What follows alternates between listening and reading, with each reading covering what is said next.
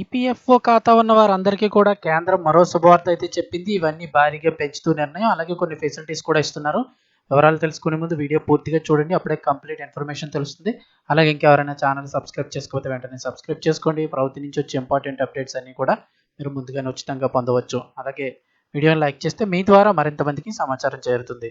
వివరాల్లో చూస్తే ఈపీఎఫ్ఓ చందాదారులందరికీ కూడా good news వచ్చేసింది. ఉద్యోగులు తమ యొక్క ప్రావిడెంట్ ఫండ్ను, పీఎఫ్ను కూడా త్వరలో నేరుగా ఏటీఎం, యూపీఐల ద్వారా విత్డ్రా చేసుకునే అవకాశం రానుంది. అయితే ఇందుకోసం ఉద్యోగులు చిన్న పని చేయాలి. తమ యొక్క బ్యాంకు ఖాతాలను ఈపీఎఫ్ అకౌంట్తో అనుసంధానం చేసుకోవాల్సి ఉంటుంది.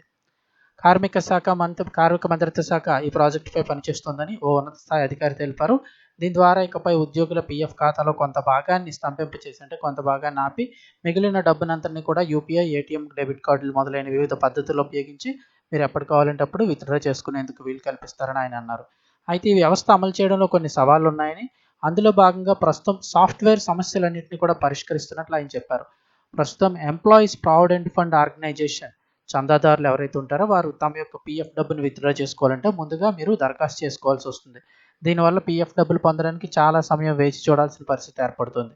ఇప్పుడు ఇంకా ఇక్కడి నుంచి అలా కాకుండా త్వరలోనే ఏటీఎం ఆప్షన్ అయితే కనుక ఇవ్వబోతున్నారు. ఇంక ఏటీఎం ద్వారా మీరు విత్డ్రా చేసుకోవచ్చు. ఇక అలాగే ఆటో సెటిల్మెంట్ మోడ్ కింద దరఖాస్తు ఫారం దాఖలు చేసిన 3 రోజుల్లో పీఎఫ్ విత్డ్రా క్లెయిమ్ని ఎలక్ట్రానిక్గా పరిష్కరిస్తారు. కనుక మాన్యువల్ పనులు చేయాల్సిన పని తప్పుతుంది. మరో ముఖ్యమైన విషయం ఏంటంటే ఆటో సెటిల్మెంట్ మోడ్ పరిమితిని మంగళవారం 1 లక్ష నుంచి 5 లక్షలకు పెంచారు. దీనివల్ల ఈపీఎఫ్ఓ చందాదారులకు చాలా ప్రయోజనం చేకూరనుంది.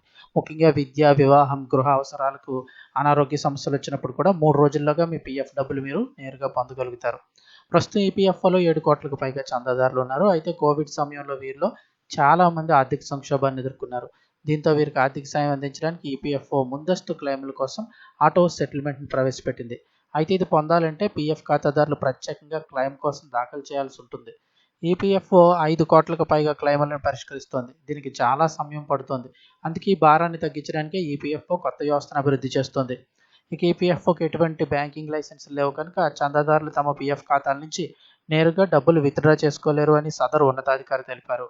అయితే ఇప్పుడు త్వరలో వచ్చే మార్పుల వల్ల అయితే కనుక బ్యాంకులతో సమానంగా ఈపీఎఫ్ఓ సేవలను మెరుగుపరచాలని ప్రభుత్వం భావిస్తున్నట్లుగా అయితే చెప్తూ ఉన్నారు. సో త్వరలోనే మరిన్ని సౌకర్యాలు అయితే ఈపీఎఫ్ఓ ఖాతాదారులకు అయితే అందబోతున్నాయి. పూర్తిగా అమల్లోకి రావడానికి కొంచెం సమయం అయితే పడుతుంది. ముందుగా ఈ యొక్క ట్రయల్ వెర్షన్స్ కొన్ని కొత్త ఆప్షన్స్ అయితే ఇచ్చి చూస్తున్నారు. దీన్ని చిన్న చిన్న సమస్యలు ఉంటే మళ్ళీ సెట్ చేసి పూర్తి స్థాయిలో అందజేయబోతున్నారు. అలాగే ఆటో సెటిల్మెంట్ అనేది 1 లక్ష నుంచి 5 లక్షలు కూడా పెంచడం జరిగింది.